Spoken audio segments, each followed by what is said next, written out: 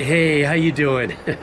I'm sure when you saw the thumbnail, especially people who are used to me and my constant misspellings and stuff, that maybe you thought I meant something else. But actually, I'm talking about that deep sigh that we take and the unique indications of what that really means. I think a lot of us that when we see somebody else take, a deep breath like a sigh, sometimes it might relay in a physical gesture frustration or relief. Very unique. That one body function of just going could be either or. But I also think that maybe in the matter of how you present that sigh is the telltale sign, right? So if you do something like, that's the relief. Whereas if you're more like, that's the frustration. And I think that's really important, kind of a release of hitting that tension bar in those two expressions emotionally. And for our body, I decided to look it up just a little bit.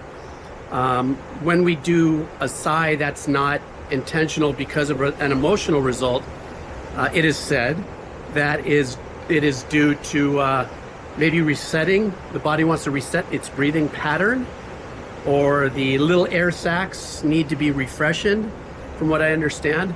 But for me, what brought this up is I was actually at a small meeting today, and I had said something, and that person had one of those, like, arrogant sighs. Is that something more like,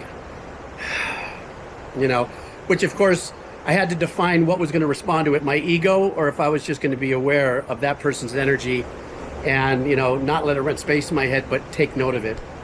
Anyhow, I thought it was a very unique thing, and so I decided to, see if size really matters.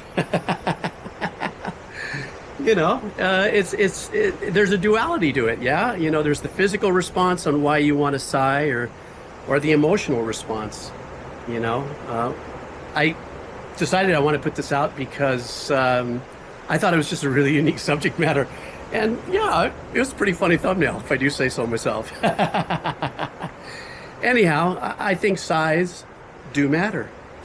All right, take care. All right, see ya.